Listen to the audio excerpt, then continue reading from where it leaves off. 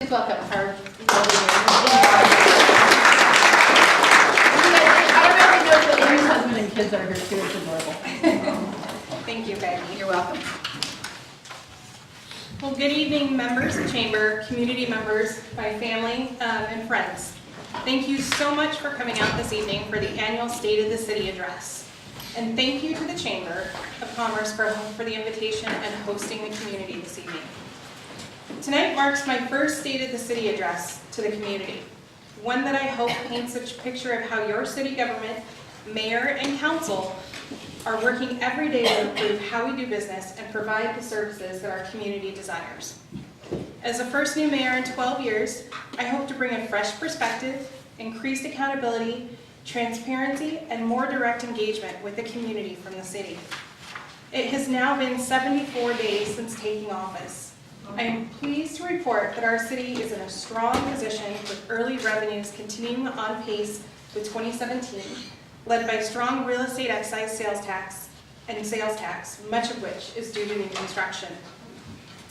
I am pleased to report that our city remains in a strong financial position with a AA bond rating, which ranks high on the scale for a city of our size.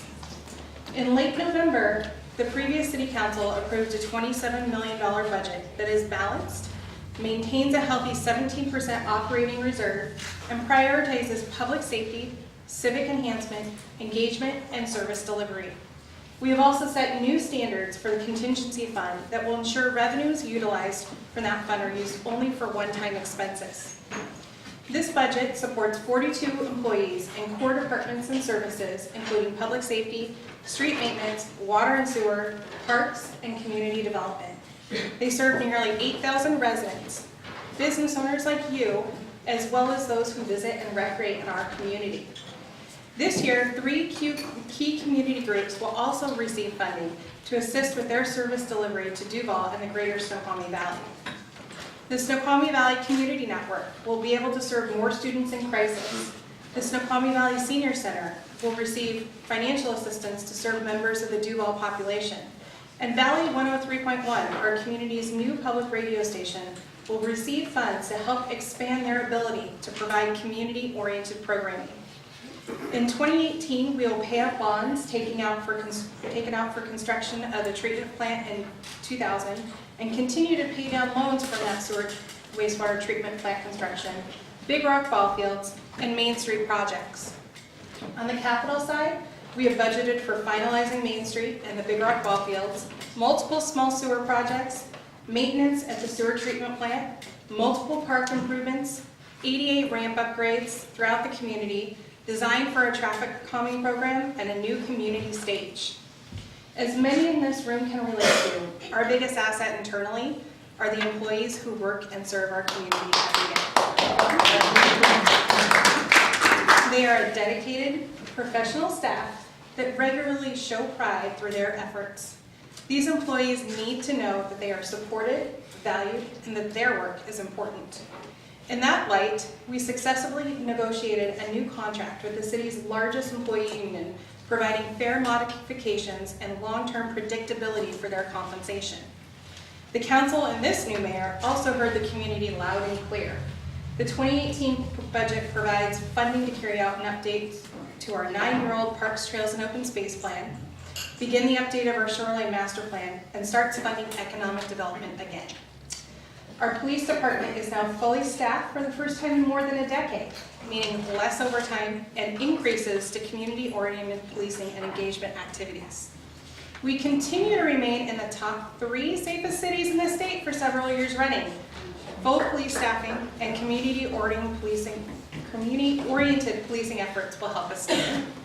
And thanks to the voters of Duval, we now have a full-time school resource officer, Corey Clark, who resides at Cedar Crest High School and is already making a positive impact to the students' day-to-day lives. Officer Clark will also be attending training to become a certified active shooter instructor and complete training on internet safety for teens.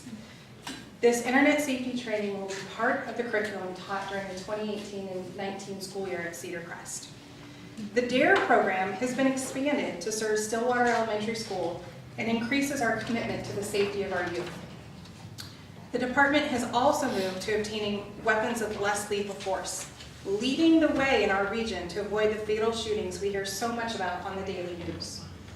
We are expanding the incredibly popular Rape Aggression Defense Program for Women course, increasing the number of instructors from 1 to 3, and providing more opportunities for women in our community to learn skills to protect themselves. Chief Carrie Hurt is working with the Northeast District Court and our prosecuting attorney on a new administrative relicensing program. It is expected that this new program will significantly reduce our single largest legal cost by providing those with suspended licenses 60 days to obtain a valid driver's license before criminal charges are filed. This year, officers will receive additional training in drug enforcement in order to better recognize, manage, and hopefully slow the serious opiate problems in our community. This will fit in line with their commitment to increase drug education and enforcement in our community. I am also pleased to report that the department restructuring based on an in-depth operational review has resulted in replacing the patrol sergeant positions with lieutenants. This restructuring provides for better accountability, increased efficiency in services, and recognizes the importance of succession planning for our long-term commitment to public safety. Sergeants Mike DeBach and Steve Saborin are now Lieutenant DeBach and Saborin. I would like to also welcome our new officers, a few of whom I had the distinct honor to administer their oaths of office. Officers Fisher, Benjamin, Quiet, and Warwick. We are thankful to have them here and pleased that they chose Duval as the place to start and continue their careers. The department is also focusing on succession planning and cross-training, which will make the department more efficient and provide long-term sustainability for the services they provide. Last but not least, under the leadership of Carrie Hurt, community outreach will continue to be a priority. From National Night Out and Coffee with a Cop to home and business security checks, block watch, crime mapping, social media, and more, our community will continue to have many opportunities to engage our officers in a genuine way and further the positive impact working together has on our city.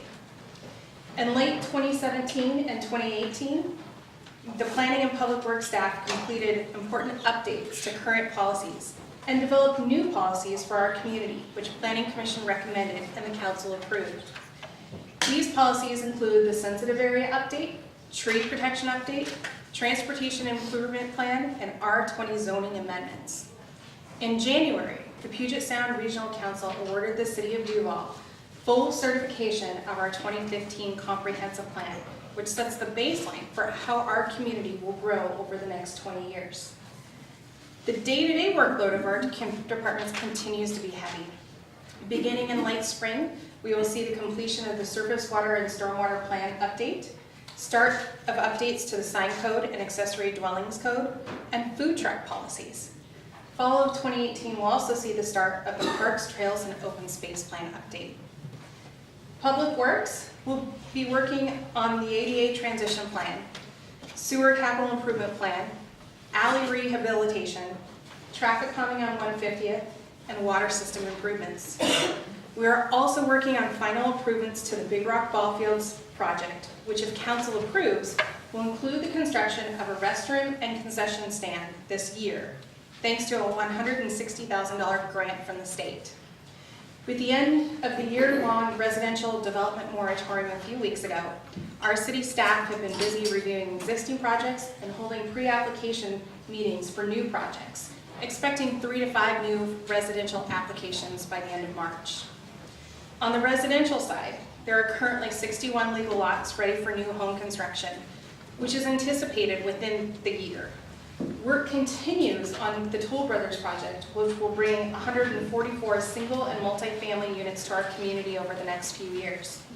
This project will also bring new roads, sidewalks, sewer, and other utilities. After approximately 20 years, the Duval Village project at Main Street and 143rd is at the phase of final construction and drawing approval. If this project moves forward, it will bring 99 townhomes, space for the Duval Foundation for the Arts Performing Arts Center, commercial space, and new access to the Snoqualmie Valley Trail near 143rd. We also expect to receive a 50% petition for the North Urban Growth Area from Quadrant Homes in the very near future. Once received, this will set the timeline for extensive review and consideration by city staff, the Planning Commission, and finally Council. In addition, a petition is expected for the Big Rock annexation. On the economic development front of building, the city is currently working with Darcy's Dinky Donuts of Monroe as they develop plans to build and open a new location in downtown Duval. And Toll Brothers is constructing the commercial pad as part of their development agreement with the city. Local nonprofit, Acres of Diamonds, is also expanding in our community and expect to eventually provide another venue for childcare in our community, in addition to serving more women with transition to healthy, financial, stable futures. At this time, most future development within city limits is vested under state law, much of it for 10 years or more, meaning there's nothing we can do about it. It's done and it's moving forward. I would like to congratulate our longtime employee, Planning Director Laura Thomas, on her recent promotion to Deputy City Administrator.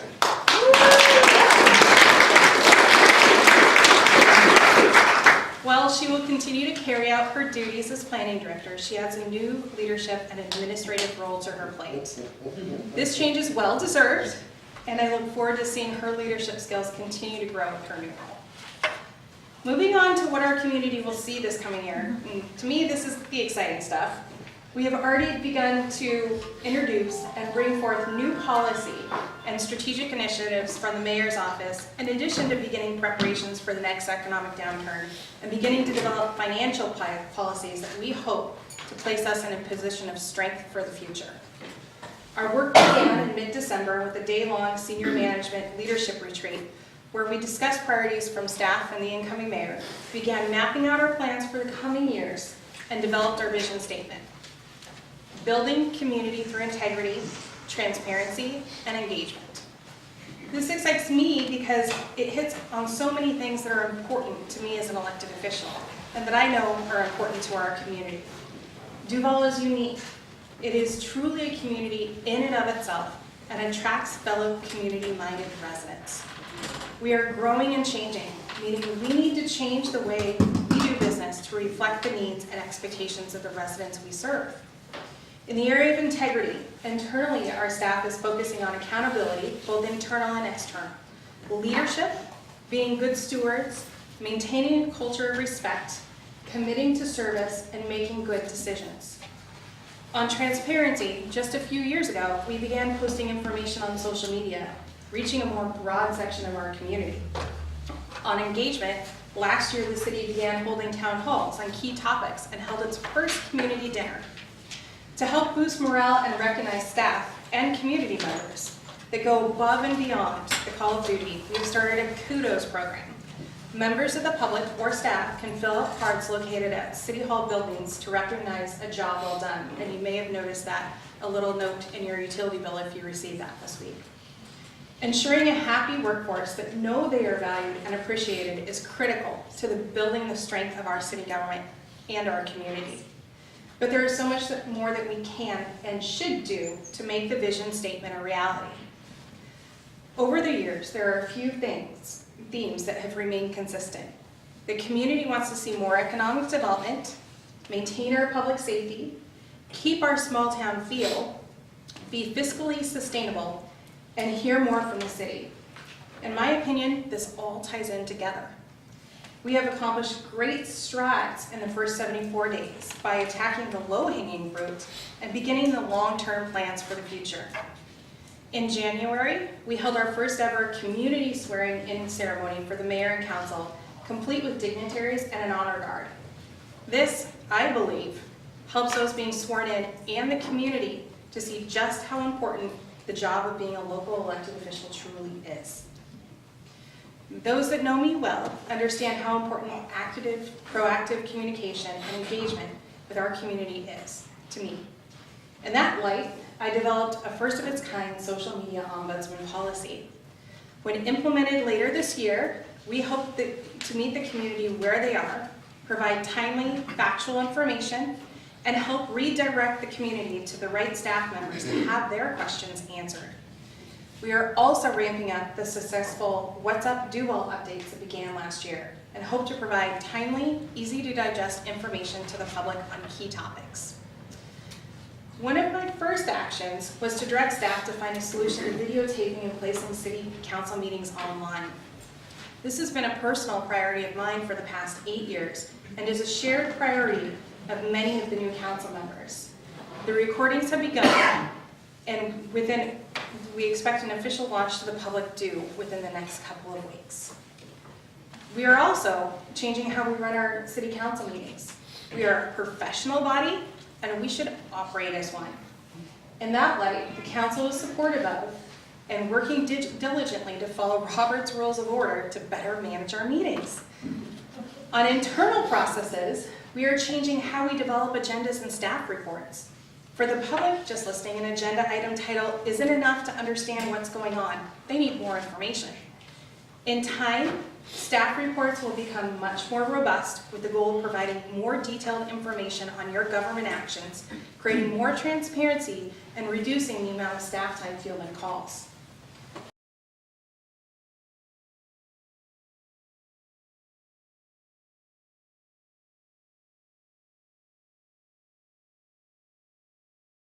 Additionally, we are in the process of developing the city's first ever citywide communications plan. This will help identify our communications gaps and help us develop a comprehensive, consistent plan for sharing information for our community. A big thank you to Sean Tozer, who's here this evening, for taking the lead on this project. So thank you, Sean. Good job, Sean.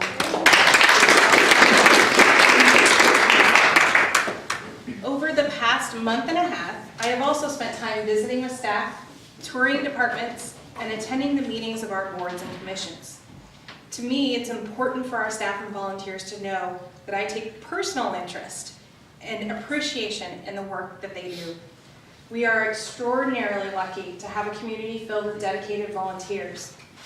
Whether they are serving on Civil Service Commission, Planning, or Cultural Commissions, Library Board, or volunteering through Rotary, the Riverview School District, Duval Days, the March of the Vegetables, or any number of nonprofits, volunteers are one of the key components to the character of our community. In that light, we will be bringing back the Volunteer of the Year program and adding a new category, Organization of the Year. The organization can be the chamber, nonprofit, school, government agency, private business, or even a sports team. We know that sometimes it takes a village, and groups of volunteers help get her done in Duval. I have also committed to having regular office hours. In that light, I am working with staff directly at City Hall several days per week, ensuring that there is as little lag time as possible in achieving day-to-day operations. As a former government staffer at several levels, former planning commissioner and council member, I truly understand how important regional and statewide engagement is to protecting Duval and for moving policies that benefit our community forward. I have hit the ground running, meeting with high-level officials to discuss key issues, improving existing relationships, and building new ones. Time spent with Council on Olympia has already resulted in a $50,000 appropriation for the new community stage in the proposed Senate supplemental capital budget. And next week, I will be traveling to Washington, D.C. to meet with our U.S. senators and congresswomen to discuss the current and future needs of our community. We are also working to build upon existing relationships with both the Riverview School District and Fire District 45. In that light, we have begun having regular meetings to share what is going on in each other's agencies, working together on emergency management, identify opportunities to work together, and in general, support the communities that we all serve. In the next couple of months, we'll be kicking off an effort to develop a coalition of elected officials and hopefully businesses to identify and move forward transportation law changes at the state level to help improve our local transportation challenges. City-specific initiatives include the development of a biennial budget, which is approved by the council in January. This change seeks to eliminate the never-ending cycle of budgeting, increase transparency, provide better forecasting, and in the long run, to improve the opportunities for meaningful community participation in our budget processes. With council support, we are about to kick off a year-long effort to update our city's economic development plan. This initiative has brought in an outside consultant that will be bringing together the City Council, the Chamber, Rotary, and community members to truly identify what policies we need to implement to sustain and improve our local economy for the long term. I am excited to see where this effort leads and look forward to developing a sustainable vision for our economic future. And in particular, the opportunities that this plan will bring for us to work more closely with our business community and chamber members. Housing, growth, and the lack of affordable housing has become a big issue in our community, as in nearly every Puget Sound community. In that light, in September, I will be pulling together a mayor's task force on affordable housing to review our existing policies, research what our options are, and make recommendations to the Planning Commission and Council for changes and additions to our code. This committee will be made up of professionals from the building industry, real estate, lending, nonprofit, housing, community service providers, community members, business community, Planning Commission, and Council. With most of our existing land base within city limits already vested, and the recommendations that come forth, we will have adequate time for review and impact opportunities for the future. Another exciting initiative coming forth, this one led by Councilmember Diane Brudnicki and our City Administrator Matt Morton, is the development of a true youth city council. It is the goal and desire of this new group of high school students to learn about city government with the hope that they will choose to become involved in public service at some level as adults. And ultimately, we hope to develop a scholarship program to support students in need. Of course, there are many fun community events coming forth this spring and summer, starting with the March of Vegetables on March 24th, Duval Days on June 2nd, Summer Stage July through August with a very exciting lineup to be announced soon, National Night Out Against Crime, and the annual tree lighting in November. Tonight, I would like to thank our department directors. City Administrator Matt Morton,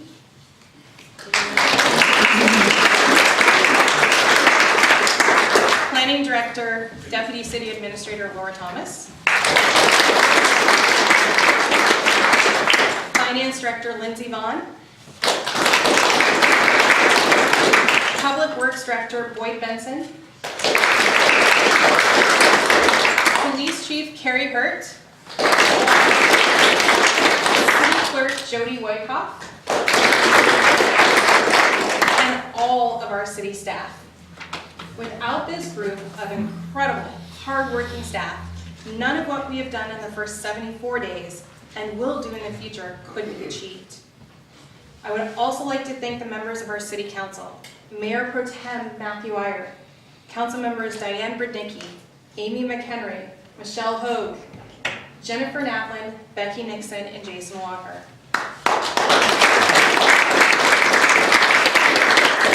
Your willingness to serve and commitment to working for our community is already leading us in a positive direction. I truly appreciate your support and friendships as we all work to make our community the best it can be. In closing, I would like to thank the community for putting your trust in me and the council. Together, we will continue to move our community forward and be the city that others strive to be. Thank you, and good night.